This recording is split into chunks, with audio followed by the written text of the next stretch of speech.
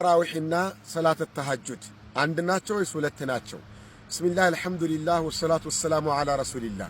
ውድ ወንድሞች እህቶች፣ ብዙ ጊዜ ረመዳን ወር ሲመጣ በተለያዩ አካባቢዎች የሚነሱ ጥያቄዎች ናቸው። ያ ምንድነው?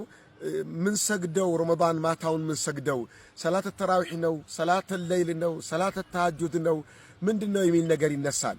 በሐቂቃ በረመዳን ወር ይሁን ከረመዳን ወጭም ይሁን በማታ የሚሰገድ ሰላት በሙሉ ተሐጁድ ልንለው እንችላለን፣ ሰላት ለይል ልንለው እንችላለን፣ ቂያም ለይል ብለን ልንጥረው እንችላለን። ሁሉም በማታ የሚሰገድ ሰላት ሆነ አንድ ሰላት ነው። ወቅቱም አንድ ነው፣ ያው ማታው ጊዜ ነው።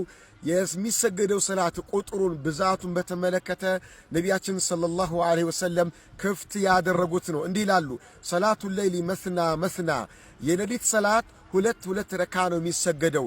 ያሻን ያህል የቻልከውን ያህል ሁለት ረካ ትሰግድና ፈኢዛ ኸሺየ አሐዱኩም ሱብሐ፣ አንዳችሁ ግን እየሰገደ ሱብሒ ገባብኝ እኮ ሊነጋብኝ ነው ብሎ ከፈራ አንድ ረካ ውትር ብለህ ስገድ፣ እስካሁን ለሰገድከው ውትር ያደርግላል፣ በውትር ደምድመው ይላሉ ነቢዩ ሰለላሁ ዐለይሂ ወሰለም። ስለዚህ የሌሊት ሰላት በቁጥር ከሆነ ቁጥሩ ክፍት ነው ያደረጉት ነቢዩ ሰለላሁ ዐለይሂ ወሰለም። አዎ የአላህ መልእክተኛ ረሱል ሰለላሁ ዐለይሂ ወሰለም ራሳቸው የሌሊት ሰላት 11 ረካ ነው የሰገዱት። 13 ረካ የሚልም አንድ ሪዋያ አለ። ግን ህዝባቸው ለኡመታቸው በንግግር ደረጃ ያስተላለፉት መመሪያ ግን ቅድም የጠቀስኩት ሐዲስ ነው። እና በአንድ ምሽት ግን ሁለት ውትር አይሰገድም። ዋናው ትኩረት መደረግ አለበት ይህ ነው። ስሙ ተራዊህ መባሉ ችግር የለውም፣ ተሐጁድ መባሉ ችግር የለውም፣ ቂያም ለይል ቢባል ችግር የለውም፣ ሰላት ለይል ቢባል ችግር፣ ሁሉም የማታ ሰላት ነው። ተራዊህ የተባለው እየታረፈ ከመስገድ አንጻር ነው።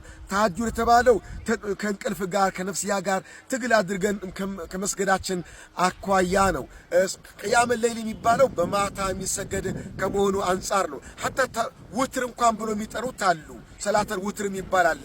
መጨረሻው በጎዶሎ ቁጥር የሚጠናቀቅ ከመሆኑ አንጻር ነው። ስያሜው ችግር የለውም። ስለዚህ ከኢሻ በኋላ ከኢማም ጋር ተራዊህ የሚባለው ከሰገድክ በኋላ ውትርን ከሰገድክ፣ ልብ በሉ ውትርን ከሰገድን ከዛ በኋላ ተሐጁድ ብሎ መነሳት ከዛ በኋላ ሌላ ሰላት መስገድ የለም ነው። አንዳንድ ዑለማዎች ትችላለህ ውትርን ሳትደግም ሁለት ረካ ብቻ መስገድ ትችላለህ የሚለው አሉ።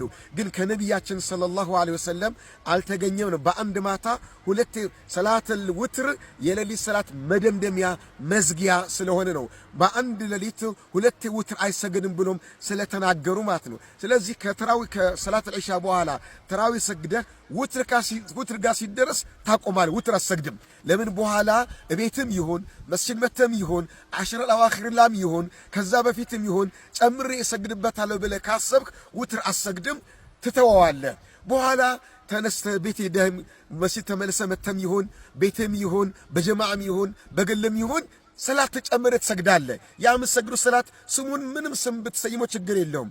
ትሰግድና ሰግደህ ካበቃ በኋላ ደግሞ ውትር ትሰግዳለህ። በውትር ትደመድመዋለህ፣ ትዘጋዋለህ ማለት ነው። ነቢያችን ሰለላሁ ዐለይሂ ወሰለም የረመዳን ወር ማታውን በሙሉ የመስገጃ ወቅት መሆኑን የጠቀሱበት ሐዲስ አለ። እንዲህ ይላሉ ረሱል ሰለላሁ ዐለይሂ ወሰለም፣ መን ቃመ ረመዳነ ኢማንን ወህቲሳበን ጉፊረ ለሁ ማ ተቀደመ ሚን ዘንቢ። የረመዳንን ወር ሌሊቱን ቆሞ ሲሰግድ ያሳለፈው ሰው ያለፈውን ወንጀሉን አላህ ይምርለታል ብለዋል ረሱል ሰለላሁ ዐለይሂ ወሰለም። ይህ ሐዲስ ምን ይዛል? ከኢሻ በኋላ መስገድንም ያካትታል። መሃል ላይ ሰግዶ ተመልሶ መተኘትም ያካትታል። ተኝቶ ደግሞ መጨረሻ መነሳትም ያካትታል። መሃል ላይ ያቆራረጡ ሰግዶ ነው ነገር በውትር መደምደም ነው። በአንድ ምሽት ሁለት ውትር የለም።